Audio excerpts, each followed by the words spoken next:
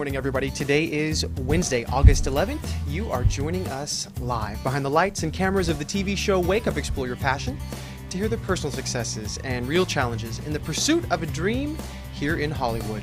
This is Wake Up Radio. Good morning, everybody.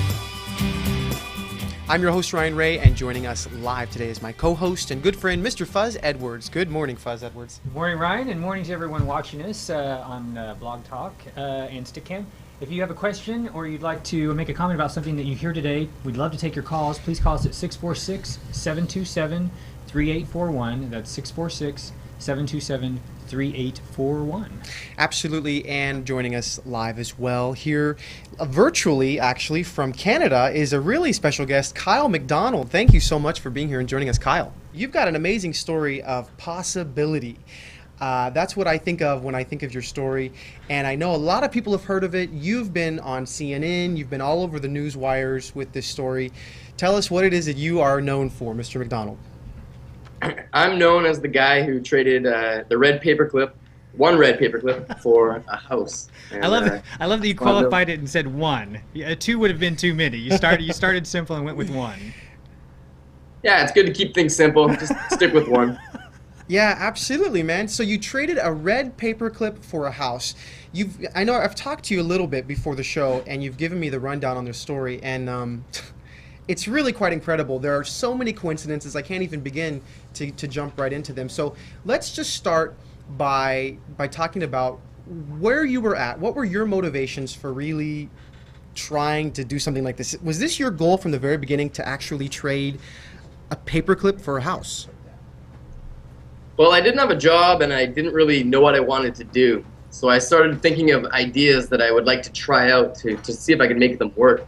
And one of the ideas was a game called Bigger and Better, where you start with a small object and try and trade for bigger and better things. So I decided to try and play Bigger and Better. I looked down at my desk, and the first thing I saw was one red paperclip. So I took that, and it was, sort of went trading. And I met people that I traded a pen shaped like a fish, and I traded that for a doorknob. I got a few trades in, and I was having fun just playing the game, meeting people. And I started to think a bit further how much farther I wanted to go with the idea. And that's when I came up with the idea of trading all the way up to a house, which seemed like a crazy idea at the time. And I think because it was crazy, it helped it actually happen. Well, man, it's interesting because, I mean, you didn't have the goal in the very beginning of having a house. And we talk so much about goals and having a clear goal. You didn't really have a clear goal. And at one point, you almost gave up. You were about 3 or 4 trades in, and it got kind of difficult. And things really kind of turned around at that point, didn't it? What I did was I ended up having this electrical generator that was confiscated by the police or by the fire department because it was checked into a hotel. So one thing led to another, and I had been 5 trades in, been working at this for a while. And I wound up kind of back to square one, and through the fact that I had nothing else to do, I tracked down the generator, got it back on my feet, and I became, instead of just going around trading things and trying to trade for a house, I set up a new website, and I became the guy, I think sort of by default, the guy who was trying to trade from a red paperclip to a house rather than just the guy going around trading. And I think by clearly defining my goal, realizing what my real goal was eventually, and having it defined on my website, it really crystallized things not only for myself but for others as well. And the word got out, and things started to really happen after that point. Kyle, I have to say that I venture to guess that if you didn't have that clear goal, if you hadn't set that really ambitious and clear intention, I don't know if you would have been so successful. Would you agree with that? It depends on, I guess, what the definition of success is. Maybe some other things would have happened that might have been more interesting or things like that. But no, I very strongly believe that having that clear goal helped me trade from a paperclip to a house, and it was essential. It was essential to it was my business plan, if you will, and it really just made things simple because that's what I was doing rather than something else, and it put things on task.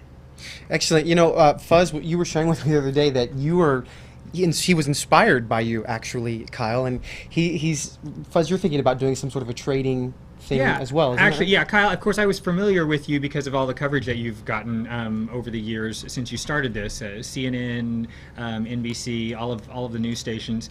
And I, at first I thought, oh wow, this guy's already done that. That was phenomenal. It was a one-time deal. And then I kind of got to thinking, well, and you've kind of illustrated this too with the bigger and better game, that no, it's actually exchanging energy. It's like multiple people could do this. You happen to become very famous for it because, of course, your end result was a house. But I decided that I was going to try to play the game a little bit. And I'm curious, like, I have to assume that with that red paperclip, like, what made you decide on the fish pen? Like, what made you decide what things you would accept and what things you wouldn't? At first, it was the only people that were willing to trade with me. That was. But yeah, after I got going and started getting notoriety for the ideas and started getting multiple offers, I always traded. I was trying to trade from a paperclip to a house, but it became important to trade with people that I trusted or that felt right trading with. And I didn't have contracts or receipts drawn up. It was just handshakes and gut feeling. So I think by being confident that I was trading with someone I could trust or have a good experience with, everything else would work out, and it did. It was, I was pretty trustworthy the whole way. And I think if you kind of have good values in place and you're comfortable with what you're doing, it doesn't really matter what you do as long as you're moving forward and helping people out, working together. Good, excellent. Well, the story is it's really amazing. I want you to go by step and give us kind of a quick overview of each thing that you traded and how it worked and some of the coincidences that happened within each of those trades. When we come back, we're going to get into that. Stay with us here on Wake Up Radio. We'll be back in just a moment.